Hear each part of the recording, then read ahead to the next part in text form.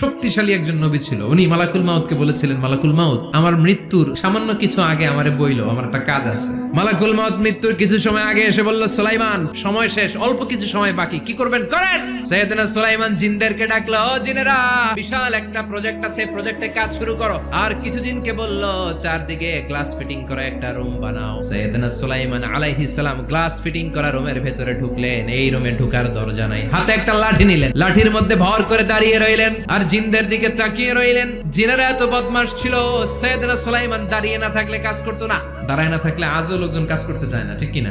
সুলাইমান আলাইহিস সালাম লাঠির মধ্যে ভর দিয়ে দাঁড়িয়ে রইলেন আর বললেন, কাজ করো। জিনেরাও কাজ শুরু করলো। ওদিকে মালাকুল মাউত এসে বলল, সুলাইমান, সময় তো শেষ। সুলাইমান বলে, সমস্যা নাই, রূহ কবজ করো।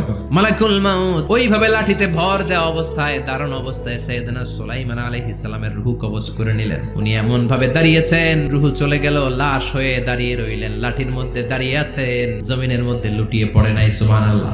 জিনেরা মনে করছে বস দাঁড়ায় আছে, কাজ করতেই হবে। করতে করতে পুরা প্রজেক্টের কাজ শেষ। ইন দ্য মিন টাইম ঝিঝি পোকা, উই পোকা সুলাইমান আলাইহিস সালাম লাঠির ভেতরে ঢুকে লাঠিও খেয়ে ফেলেছে। সাইয়েদনা সুলাইমান আলাইহিস সালাম ধপাস করে জমিনে পড়েছে। আর জিনেরা কয়, হায় হায়, খালি খালি কাম করছে এতদিন। সুবহানাল্লাহ কইবেন না?